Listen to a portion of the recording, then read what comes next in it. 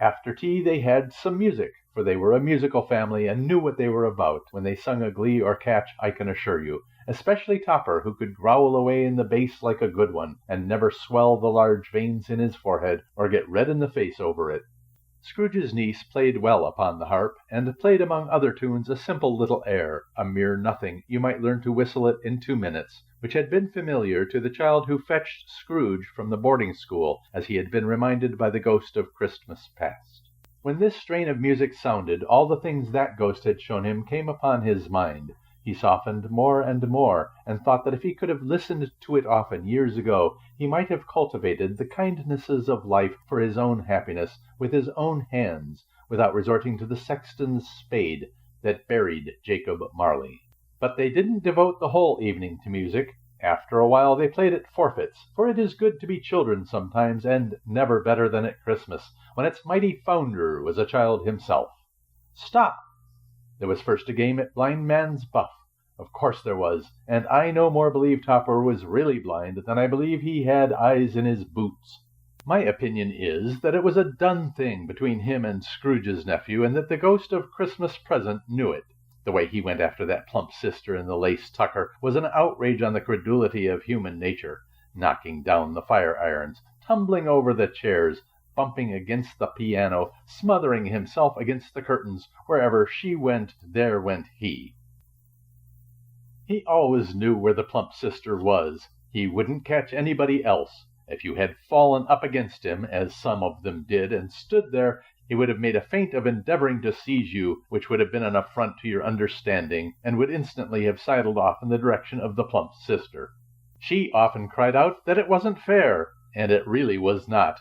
But when at last he caught her, when in spite of all her silken rustlings and her rapid flutterings past him, he got her into a corner whence there was no escape, then his conduct was the most execrable. For his pretending not to know her, his pretending that it was necessary to touch her headdress, and further to assure himself of her identity by pressing a certain ring upon her finger, and a certain chain about her neck, was vile, monstrous. No doubt she told him her opinion of it, when another blind man being in office, they were so very confidential together behind the curtains. Scrooge's niece was not one of the Blind Man's Buff party, but was made comfortable with a large chair and a footstool in a snug corner where the ghost and Scrooge were close behind her. But she joined in the forfeits, and loved her love to admiration with all the letters of the alphabet. Likewise at the game of how, when, and where, she was very great, and to the secret joy of Scrooge's nephew, beat her sisters hollow, though they were sharp girls too, as Topper could have told you. There might have been 20 people there, young and old, but they all played, and so did Scrooge, for wholly forgetting in the interest he had in what was going on, that his voice made no sound in their ears, he sometimes came out with his guess quite loud, and very often guessed quite right too, for the sharpest needle, best Whitechapel, warranted not to cut in the eye, was not sharper than Scrooge, blunt as he took it in his head to be. The ghost was greatly pleased to find him in this mood, and looked upon him with such favor that he begged like a boy to be allowed to stay until the guests departed. But this the spirit said could not be done. "Here's a new game," said Scrooge. "1/2 hour, spirit, only one." It was a game called Yes and No, where Scrooge's nephew had to think of something, and the rest must find out what, he only answering to their questions yes or no as the case was. The brisk fire of questioning to which he was exposed elicited from him that he was thinking of an animal, a live animal, rather a disagreeable animal, a savage animal, an animal that growled and grunted sometimes, and talked sometimes, and lived in London, and walked about the streets, and wasn't made a show of, and wasn't led by anybody, and didn't live in a menagerie, and was never killed in a market, and was not a horse, or an ass, or a cow, or a bull, or a tiger, or a dog, or a pig, or a cat, or a bear. At every fresh question that was put to him, this nephew burst into a fresh roar of laughter, and was so inexpressibly tickled that he was obliged to get up off the sofa and stamp.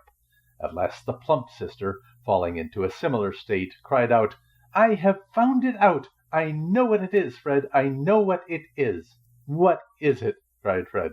"It's your Uncle Scrooge!"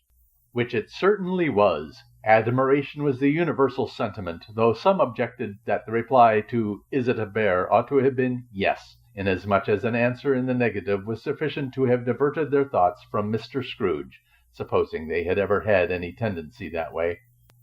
"He has given us plenty of merriment, I am sure," said Fred, "and it would be ungrateful not to drink his health. Here is a glass of mulled wine ready to our hand at the moment, and I say, Uncle Scrooge." "Well, Uncle Scrooge!" they cried. "A Merry Christmas and a Happy New Year to the old man, whatever he is," said Scrooge's nephew. "He wouldn't take it from me, but may he have it nevertheless. Uncle Scrooge." Uncle Scrooge had imperceptibly become so gay and light of heart that he would have pledged the unconscious company in return, and thanked them in an inaudible speech if the ghost had given him time. But the whole scene passed off in the breath of the last words spoken by his nephew, and he and the spirit were again upon their travels. Much they saw, and far they went, and many homes they visited, but always with a happy end. The spirit stood beside sick beds, and they were cheerful; on foreign lands, and they were close at home; by struggling men, and they were patient in their greater hope; by poverty, and it was rich.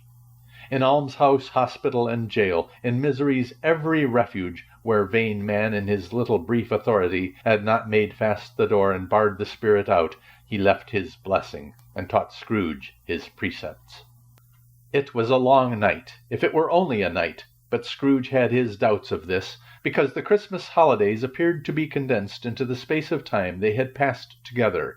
It was strange, too, that while Scrooge remained unaltered in his outward form, the ghost grew older, clearly older. Scrooge had observed this change, but never spoke of it until they left a children's 12th night party, when, looking at the spirit as they stood together in an open place, he noticed that its hair was gray. "Are spirits' lives so short?" asked Scrooge.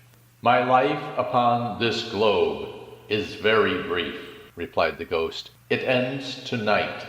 "Tonight?" cried Scrooge. "Tonight at midnight. Hark! The time is drawing near." The chimes were ringing the 11:15 at that moment. "Forgive me if I am not justified in what I ask," said Scrooge, looking intently at the spirit's robe, "but I see something strange and not belonging to yourself protruding from your skirts. Is it a foot or a claw?" "It might be a claw, for the flesh there is upon it," was the spirit's sorrowful reply. "Look here." From the foldings of its robe it brought 2 children, wretched, abject, frightful, hideous, miserable. They knelt down at its feet and clung upon the outside of its garment. "Oh, man, look here! Look down here!" exclaimed the ghost. They were a boy and girl, yellow, meager, ragged, scowling, wolfish, but prostrate too in their humility. Where graceful youth should have filled their features out, and touched them with its freshest tints, a stale and shriveled hand, like that of age, had pinched and twisted them and pulled them into shreds. Where angels might have sat enthroned, devils lurked, and glared out menacing. No change, no degradation, no perversion of humanity in any grade through all the mysteries of wonderful creation has monsters half so horrible and dread. Scrooge started back, appalled. Having them shown to him in this way, he tried to say they were fine children, but the words choked themselves, rather than be parties to a lie of such enormous magnitude. "Spirit, are they yours?" Scrooge could say no more. "They are man's," said the spirit, looking down upon them. "And they cling to me, appealing from their fathers. This boy is ignorance. This girl is want.